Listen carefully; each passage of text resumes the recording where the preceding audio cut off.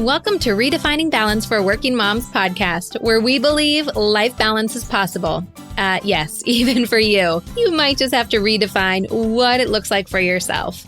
I'm your host, fellow working mom, and founder of Your Life Rocks, Jenny Stemmerman. Each week, I'll bring you practical, real-life tips to help you focus on the things that matter most in life and be the best version of yourself in every area that God has called you to. Ready to redefine what balance looks like for you and your life? Let's go. Hey there, welcome to the show. I am so glad that you're here. I'm so glad you're hanging out with me today because today we are diving into a very important topic. I don't know about you, but ever since, maybe midsummer, I feel like, I don't want to say it's the new normal because I really don't want it to be the new normal, but I feel like the newness of everything that's going on and kind of that survival mode of the newness of the pandemic and kids being out of school and social distancing, all of that has kind of worn off.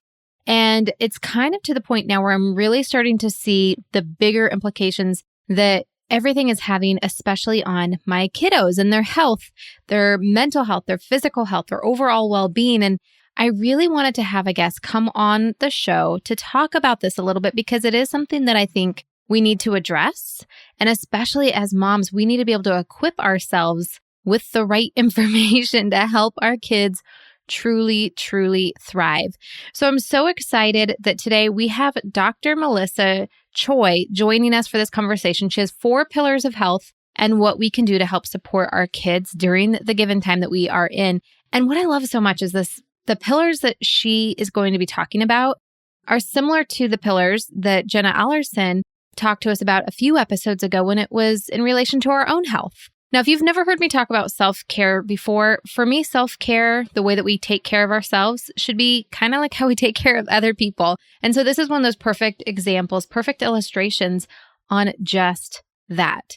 So if you kind of missed the message when Jenna was talking about taking care of your own health, hopefully it will ring true today as we're talking about taking care of our kids' health and how we can really lead by example in all of the 4 pillars that Dr. Melissa has for us.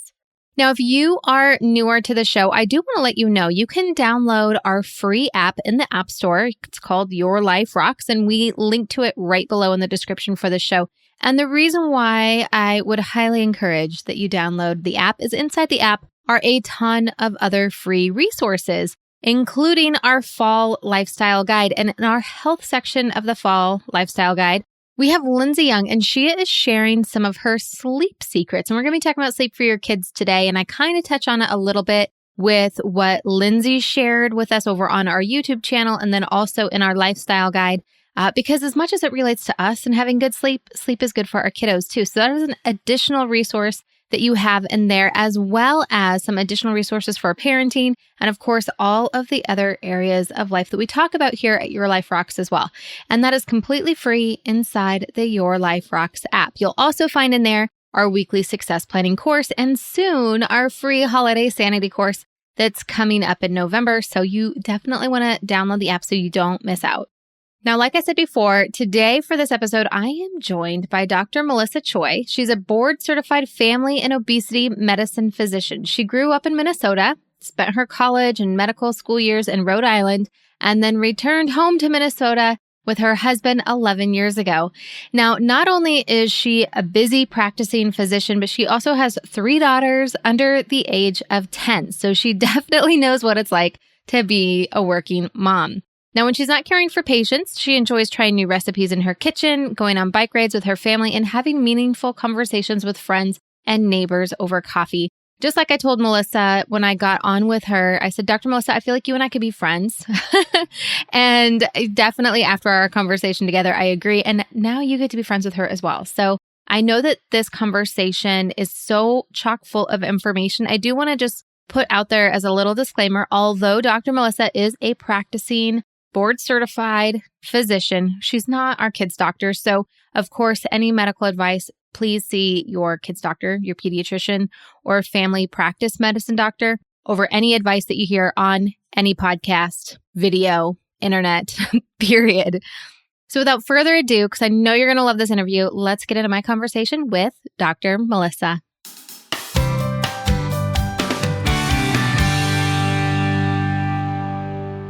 Dr. Melissa, it is such a blessing to have you on this show and such needed wisdom that I think you're going to share with everyone. But before we get to all of that, share with our listeners a little bit more about who you are.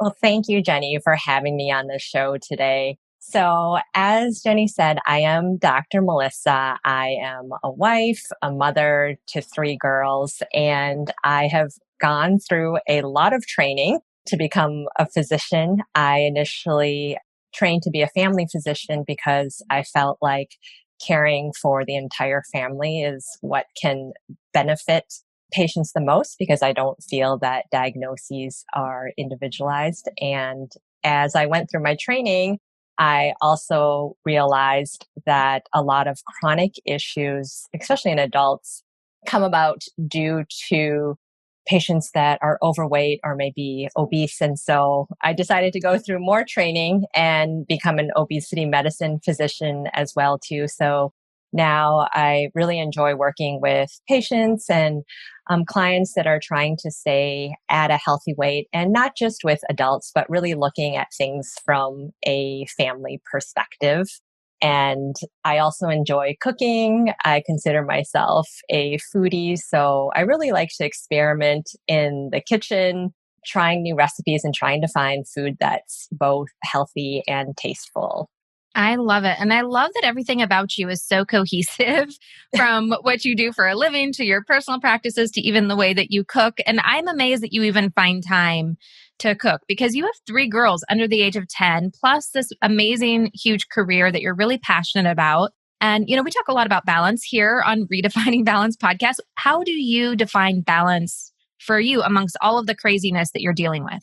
Yeah, I think that when we think about balance, or at least when I think about balance, it's not always going to look the same each day, Jenny. And I will often start my day really with prayer, asking God, God, what is your will for me each day? And I really think that that's important in terms of trying to figure out what is my priority for the day. And sometimes we just have to go day by day because things are changing so quickly all the time. And that's really where I have my true guidance in terms of what's important. And those days will look different.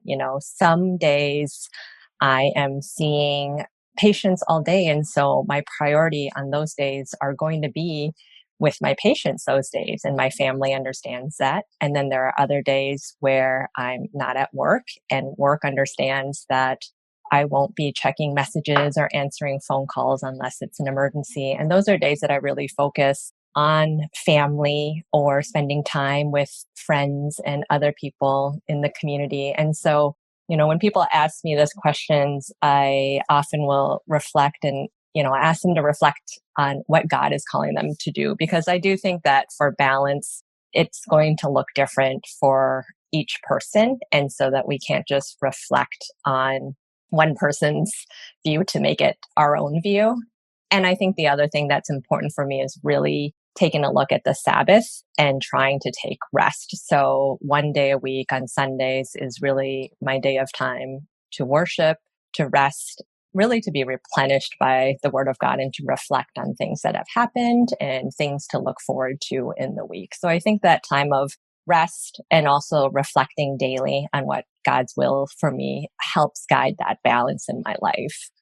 Amen. It's so important. I always think about how much of a blessing it is to have God in my life and to know Him and to be able to go to Him. And I always think, what do people do who don't have that?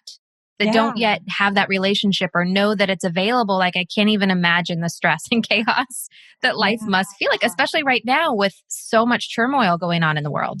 Mm-hmm. I absolutely hear you. And I think just having that guidance and having people in my life that also understand that is helpful, because I think it's easy for me to just go astray if it's just me trying to figure out what's going on. So certainly having that community, having family, around you, having friends to kind of support you and guide you, I think is important too. Absolutely. You are speaking my language. I love it. For sure. And the other thing I love about the way that balance is kind of working for you is that you have kind of set these expectations or these, I don't want to call them necessarily boundaries, but maybe they are, with, Mm, your family when you're working, that's your focus. But then also when you're with your family, that you kind of have that boundary with work of, nope, I'm with my family right now and work is in a different silo. That's not happening. that's true. And I think it might look different for people, and for other people, it might be a little bit more blended. I think just for me and the nature of my career and just kind of the goals that I have, I'm fortunate that I'm able to put in those boundaries, and it's worked well. Sometimes I feel like, I really need to trust God, because sometimes I'll think I need to do this for work. And I was like, you know what? My time is really to be spending with my family right now, and these things can wait. And if it is God's will, these things will happen. And so just being able to trust God during those times too, has helped me kind of guide how my day looks like. Yeah, absolutely. Absolutely. And it's interesting because when I find that we are more obedient to what God's will is for our day or for our lives versus what we think that we should be doing or need to be doing, there's so much more grace and just beauty and fruit that comes from doing that. And so I love that you're honoring God with your time in that way and being able to serve using your God-given talents in such an incredible way to heal people. And I love too that your journey of not just practicing medicine, but really looking at the entire family unit, because that's really what we're going to be talking about today. I know, when we think about the pandemic and just everything that has come with the year that we're in, it's been a rough go, I think, for our kids. And sometimes we can kind of skip over that a little bit. And so I'm so excited that you're here today, that we can really dive in to these 4 pillars of how we can best support our kids. Now, I do want to mention before we get into all of the great wisdom that you have, that for our listeners, knowing that Dr. Melissa is a doctor, she's practicing medicine, but she's not your kid's doctor. So before you go and implement everything that she's saying, you might want to check in with your pediatrician, with your family medicine doctor, just to make sure that you're on the same page. And that's right. Right, Melissa? Yes, thank you. Hmm. Awesome. Yeah, always smart. But of course, everything that Dr. Melissa is going to share with us today is absolutely brilliant. And the main reason I wanted to do this show with you, Melissa, is that I feel like when everything happened back in the spring, when the pandemic first happened and schools closed and the kids came home, and, we were really kind of just in survival mode. Hmm. Um, and just kind of doing the best that we can. And I think that, we were all in a little bit of shock and kind of running, not knowing what's going on, Yes. and like what to just do the best we can today. And sometimes it was the best and sometimes it wasn't, but we made it through. Yes.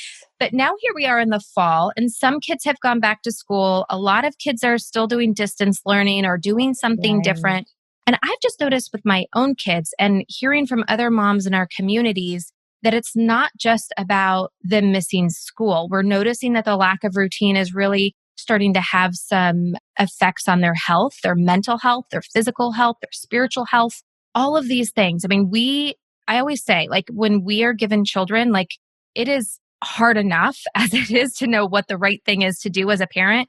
But then you put in all of the upheaval that's going on in the world. And it's like, well, how am I supposed to lead my kids through all of this when I don't necessarily even know what's going on?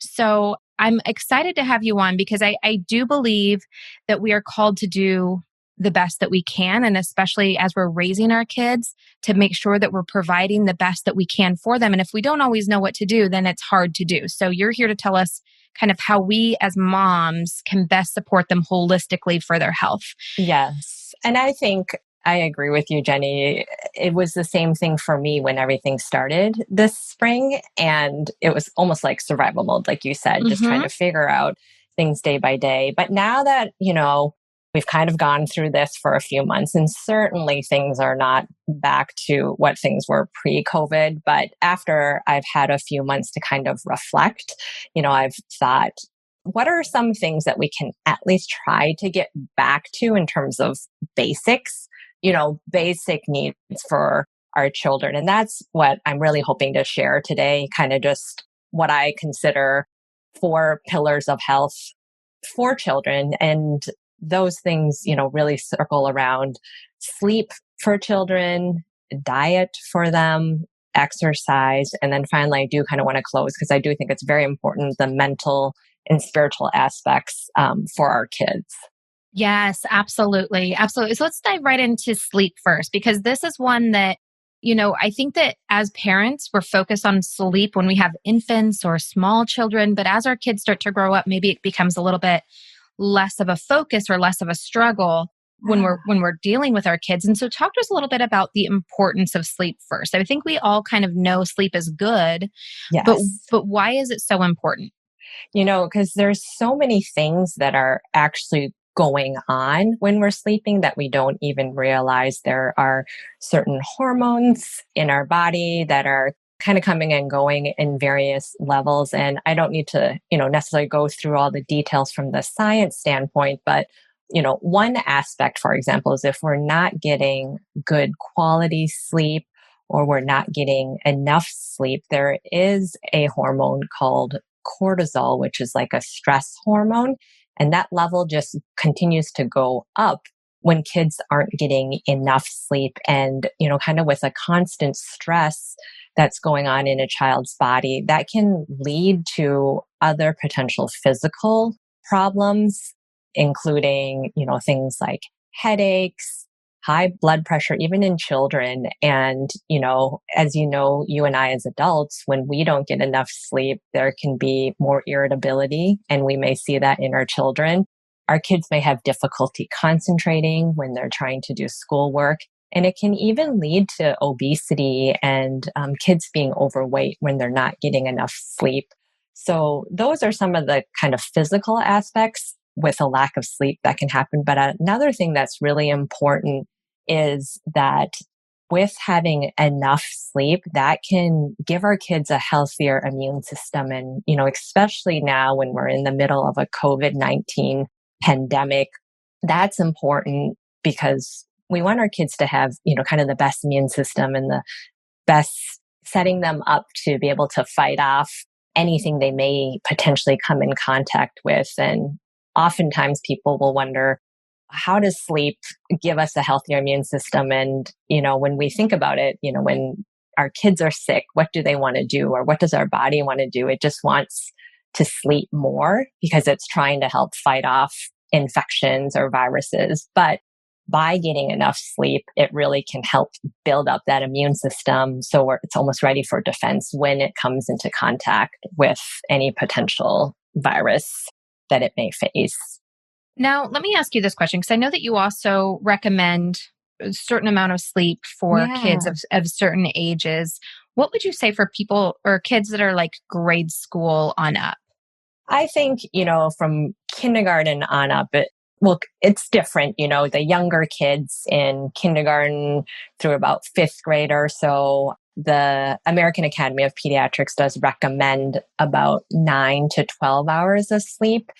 And I know for my own children, we really try to aim for at least 10 hours, if not more, just because we know kids are well rested. And I think also not just the amount of sleep, but kind of when children are going to sleep. Like, for example, if a kid is going to bed at 11 o'clock and not waking up until 11, that is not as healthy as, say, a child going to bed at 8 p.m. and waking up at 8 again, because some of those hormones that are in play, the good hormones that are keeping kids healthy don't get a chance to do its work when you're going to bed really late, even if you're sleeping the same number of hours.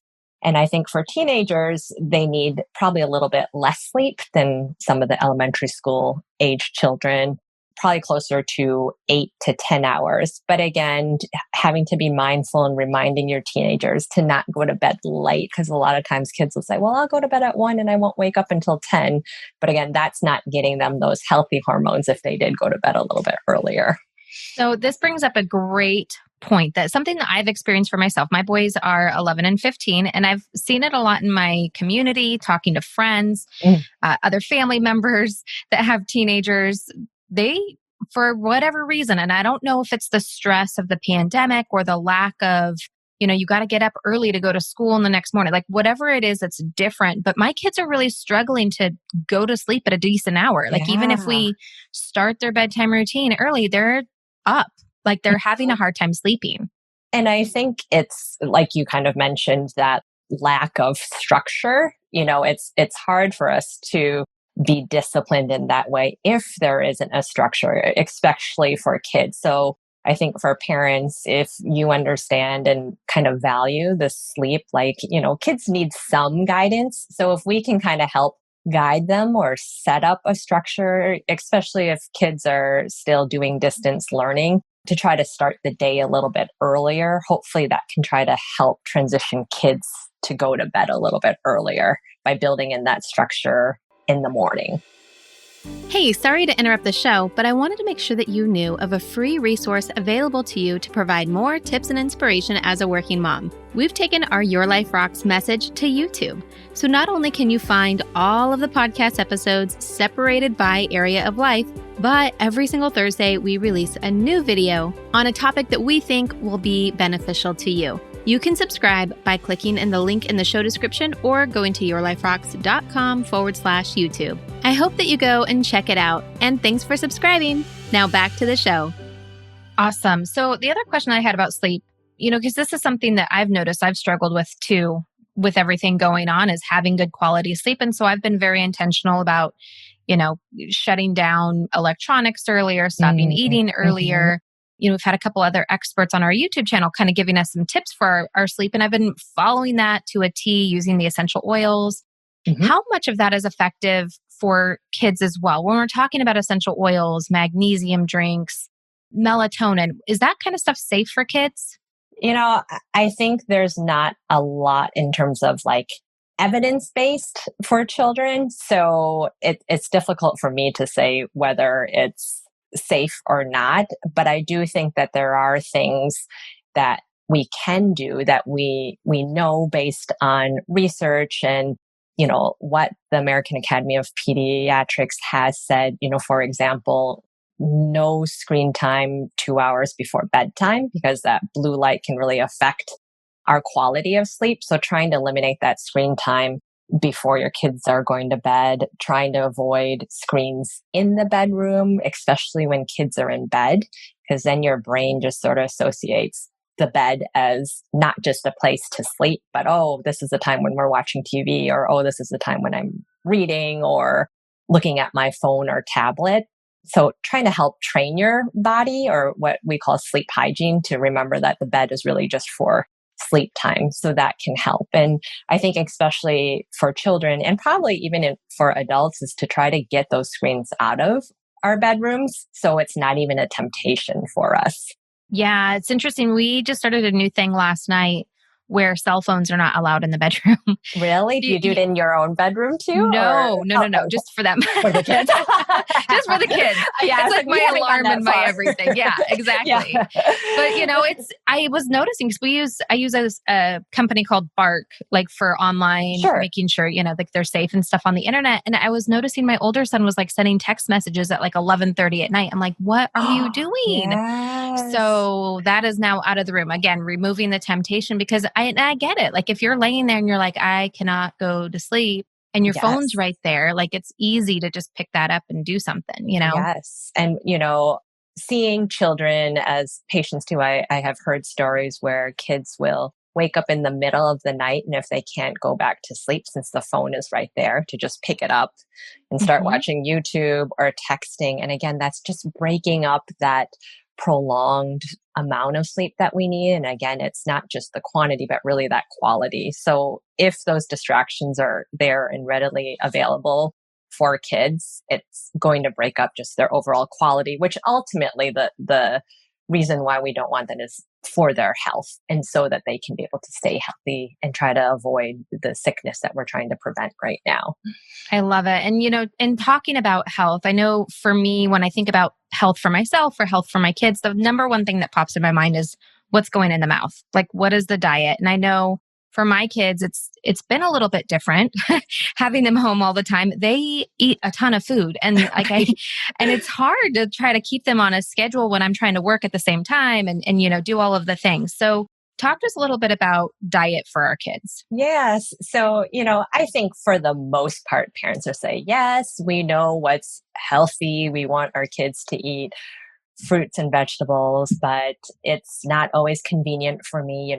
Life is busy. I'm now trying to work from home and make breakfast, lunch, and dinner for my kids every day. So, I understand that things get busy, but one thing in terms of the importance of just general whole foods, thinking things like produce, is that when we're eating processed foods, things in a box, things with added sugar, that can really increase inflammation within our body. And the reason why we don't want that to happen is there's been some correlation that with increased inflammation in our body, that can really decrease our immune system. And so trying to take away those foods that increase inflammation, whether it's chips or crackers, can really help boost your child's immune system. And then the things with whole foods, like I say, fruits and vegetables, it's much more than just, say, taking a multivitamin. It gives us minerals, it gives us antioxidants. And so what I like to do in my household, for example, is, let my kids choose 3 fruits for me to buy, for example, pears, apples, and oranges. And those are kind of what they have available for the week. And so for lunchtime, they can choose one fruit that they want. And we kind of do a similar thing with vegetables. Sometimes we'll have carrots, snap peas, or sliced cucumbers, and they can each choose one of each. And I think kids really enjoy that because that way they still feel like they're having some control in terms of what's healthy. And you're also providing them with a healthy option. I love that idea of letting them kind of choose what those 3 things are. And I think it also helps take off some of the pressure for you as a working mom. My kids are still younger. They're 9 and 7. I have a little 3-year-old too. But the 9-year-old, she can almost start to make her lunch. And I feel like that gives them some responsibility and it takes something off your plate as a mom. And so it kind of is a win-win for all of us in our household. Yeah, I was just thinking about that. Actually, when you were talking about that, I was thinking, because my kids are old enough that they can be making their own meals. Sure. But if I outline for them, like, these are your 3 choices for breakfast, these are your 3 choices for lunch, these are your 3 choices for snack time, that way they can make that choice for themselves. One, they're learning to make healthy choices. Yes. But then 2, it just makes it so much easier for me when I'm doing grocery shopping and meal prep and like everything else. It makes it a lot easier. Yes. Yeah. And I liked it, also from a snack standpoint, because, parents always ask me, well, you're an obesity medicine doctor. Do your kids ever eat anything that's not healthy? And I say, no food in our family is off limits, even the things that we don't think that are as healthy, things like ice cream or cake.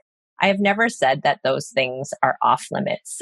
They're not foods that we eat regularly. And if we do, for example, if we go out to get ice cream, our kids will share one serving, so they're not eating large portions. But I think it's important for kids to have that too, so they're able to kind of learn to regulate and understand, I can eat these foods. They're just not foods that we should be eating all the time. And even during snack time, I will say we will always eat a fruit or a vegetable every day. But do we have crackers in the house? Yes, we do. And I say, if you're going to do that, or if you're going to eat even chips, things that aren't great, you can have a little bit, but you need to make sure you're eating that with a side of vegetables. So they're not eating just the chips or just the crackers for their snack. That's good, because this is a question I wanted to ask you is, I have found myself, because before all of this stuff happened, it was kind of like, treats are few and far between. They're for special occasions, or, it was like a different way that we looked at those treats. But I'm finding myself as the mom almost kind of like feeling sad for my kids with everything that's going on. And I find that I bring home more treats to be like, oh, look, something to be excited about. I got cupcakes, or I got things for us to make cookies, or, things that I feel like are kind of hitting on that emotional side. But then I worry, am I making an emotional connection with sweet treats for my kids where that could create some issues for them later on in life? Right. And I think that, if we're doing it regularly, consistently, like every day, oh, you had a bad day, here's a treat, then we're setting up a pattern that's not healthy. But I do think that there's times for celebration, birthdays or special occasions, that it's okay for us to have a treat, here and there. And I think you mentioned, kind of baking cookies or doing something like that. I think that's completely appropriate. And I think there are ways to even kind of share with others. So for example, my daughter did bake cookies herself, and she learned how to wash all the dishes and told me that it was hard work, but she took responsibility to do all of that because she wanted cookies. And it's much better than just buying a bag of cookies. She had to make it and measure it. And we were able to, share with our neighbors afterwards. So I think that, we got to look at the whole picture of things and not just isolate it as, oh, cookies are bad, let's not do this. But like, okay, how can we incorporate this to make our life healthier, more meaningful? And again, it's kind of a balance that we need to learn to do. And there's no necessarily right answer, but I don't think that it has to be all or nothing. Oh, that's so good to hear. Because sometimes I'm like, oh my gosh, what am I doing? So the other question I have for you is I know that you talk about snacks before dinner. So talk to us about why we want to have like no snacks prior to dinner and what's the appropriate time frame between meals. I think that for kids, eating about every 3 to 4 hours is appropriate. And so if a child's eating, breakfast at 8 to 9, then they're probably going to eat lunch around 11 to 12. But I would say most families don't eat, dinner until probably 6 o'clock. And so that's a long time for children to go without eating, and they are going to get hungry. And so we will try to do a snack between 3 and 4 o'clock. And again, healthy options that we had talked about earlier, but also not doing it too close to dinner. If we're giving kids snacks at 5 o'clock, 5:30, then our kids are not going to eat dinner. I mean, they're not going to be hungry. So we shouldn't be surprised if the plate is still full and they're not really hungry. So just watching the timing of eating, because kids are growing and they're going to be hungry. But again, giving them healthy options and spacing things out appropriately. Good, good. And going on that note of making them hungry, the next thing I want to talk about is exercise, because that's been a bit of a challenge too with social distancing and sports being canceled. But the thing I think is really interesting is that you mix exercise and screen time and you put them together. Yeah. Well, so there's a couple of things, when I think about recommendations, again, kind of what are our general guidelines, we really encourage at least 60 minutes per day for kids. And that, again, like all the other things that we've talked about before, it helps with a kid's immune system with that regular exercise. It keeps them at a healthy weight, and exercise can even help with their quality of sleep. And like we had talked about before, with good quality sleep, that's also going to help our immune system. And I know the challenge, even for myself and for parents, is like, what do I have my kids do? 60 minutes just sounds like a long time, especially during these days when things are so limited. And so oftentimes I encourage families, and we do it ourselves too, is kind of break it up. If you can't do 60 minutes all at once, try to break it up. Our family will try to go for a walk in the morning and a walk in the afternoon and mix things up, do things that the kids like. My kids like to play tennis, so my husband will often bring them out to play tennis. And I do think that there are ways to try to help kids still stay connected with friends through physical activity, because you can socially distance in some of the activities, such as going on a bike ride. And so we have done that with my kids' friends, and it's good because your kids can connect with their friends and keep those relationships, and you're also getting your physical activity in. But in terms of screen time too, we don't recommend more than 2 hours of screen time per day. And now I know that that's a challenge now with distance learning, because we're using the computers and tablets for long periods of time. So really thinking about it more in terms of when your child is not doing schoolwork. And the reason why we kind of put these together is because when a child is spending more time on their screen, they're most likely spending less time exercising. So really watching that balance, like if my kid is getting a lot of screen time, are they doing enough exercise as well? I like that perspective, because I think sometimes, especially as working moms, I know I have guilty moments where I'm like, just watch this real quick while I make this phone call or while I do whatever it is that I need to get done. Mm-hmm. And then I feel guilty because I'm like, oh my gosh, are they having too much screen time? But I like that perspective of balancing it with their physical activity. Because if I'm taking them on walks and bike rides and we're going to go play at the park or we're going to go go to the trampoline place or whatever it is that's super physical, then I can kind of think about that differently in my head. I don't know. For some reason, the way that you said that, Dr. Melissa, I was like, aha, I get it now. It's not about just Yeah. like, I'm a bad mom because I let them have, 2.5 hours today instead of 2 hours. But if we really did a lot of exercise and a lot of physical stuff, it probably balances out.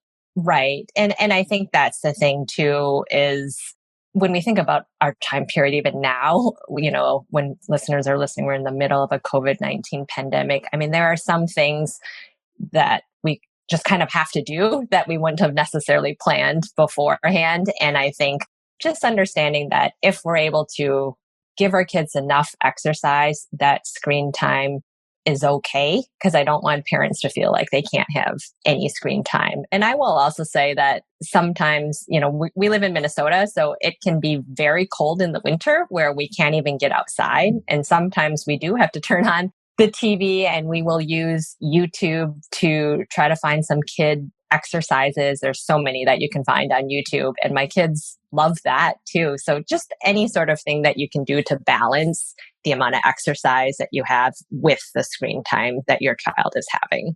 That's awesome. YouTube does have some really fun even though my kids are older, the little kid exercises, they still enjoy doing it. And it Yeah, makes them laugh. And, it's just great fun as a family. it is. We will do them in our basement often when it's those cold days, -10-degree weather here. And the kids love the music, they love the exercise. And I think it's a great family activity. Now, one thing I kind of want to bridge as we're talking about screen time and exercise and moving into more mental and spiritual health, I noticed that for my kids, especially because they're a little older, that they're getting a lot of social time too through the screen.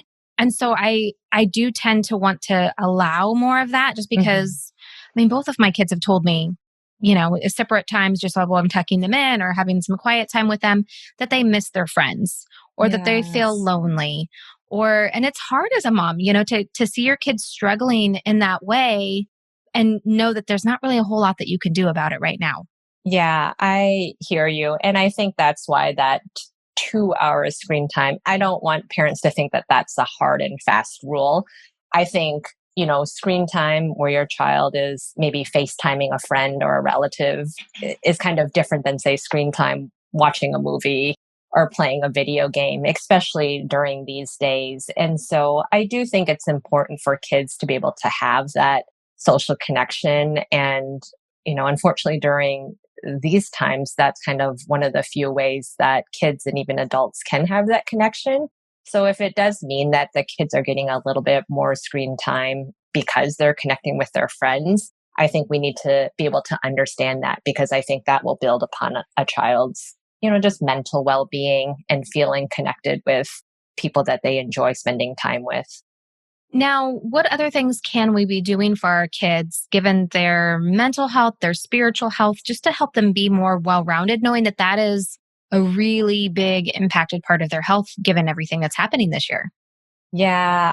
Our family has really tried to kind of sit down. And I think the hardest thing about this pandemic for us is almost feeling like we're supposed to be isolated in a sense, because we were supposed to kind of shelter at home initially and not spend time with others. And that has been really hard for us because we're a family that is well connected with friends and neighbors in our community. And so we have really tried to brainstorm as a family, like, what are ways that we can still stay connected with our community. And that can look different for different people, but we've tried to reach out to our neighbors regularly, even if it's something simple like, hey, I'm going to the grocery store. Is there something that I can pick up for you? Just simple things like that.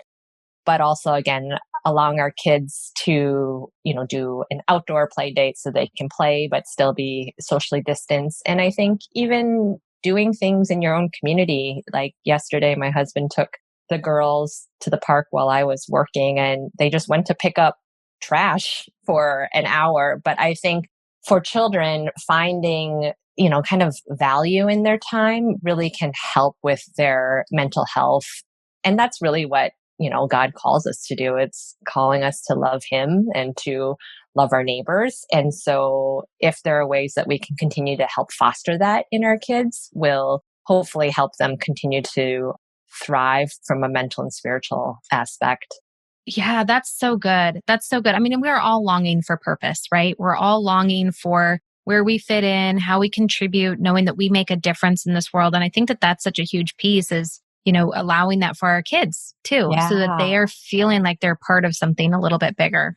Mm-hmm. And it can start even when they're little. My little 3-year-old was out there wearing gloves. I had a picture of her picking up trash. And so I think when you start that even at a young age, that can, just help your kids know that there's purpose. And, another thing too that we've just tried to do as a family is just try to find ways to laugh. And I think kids need that because I think we've kind of gone through months and months of just hard stuff, being in a pandemic, trying to be really careful and not touch this and that and trying to be healthy. But, when you're in your home with your kids, to make time to either watch a silly movie or read a silly book, because that laughter can really just help our mental health, help, release some of that stress that can be in kids that might not necessarily manifest the same way in adults, but, can still have those same effects with prolonged stress, ultimately suppressing a kid's immune system, which can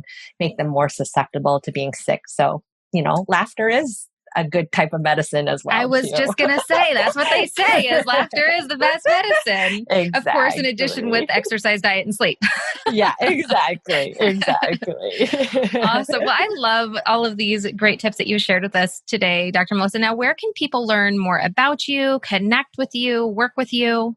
Absolutely. I'm most active currently on Instagram, and you can find me at the Mom Plate, THE Mom Plate.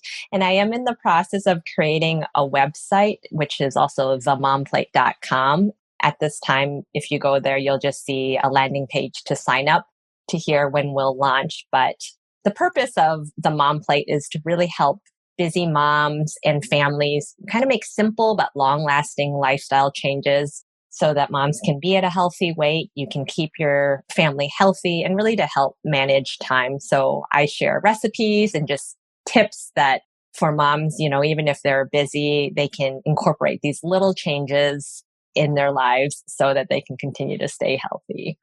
I love that. I love everything that you're doing and keeping it all very holistic and looking at a lot of other parts of life that really contribute to health, both for mom, for kids, and for the entire family. So thank you so much for what you do.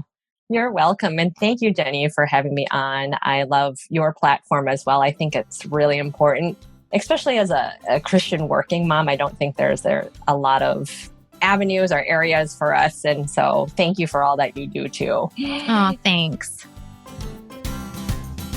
Hey, just because the episode's over doesn't mean we have to stop hanging out. Head on over to Instagram and follow me there. You can find me at your.life.rocks. Or if you're more of a Facebook kind of girl, join our community of working Christian moms just like you. You can search Your Life Rocks over on Facebook and connect with us there. And if you're ready to truly create lasting balance and get results in your life, maybe it's time for you to join Life Balance Membership. Download the Your Life Rocks app in iTunes or in Google Play. You can upgrade to the membership right inside the app. And if you're looking for more resources to help you create more balance, head on over to yourliferocks.com.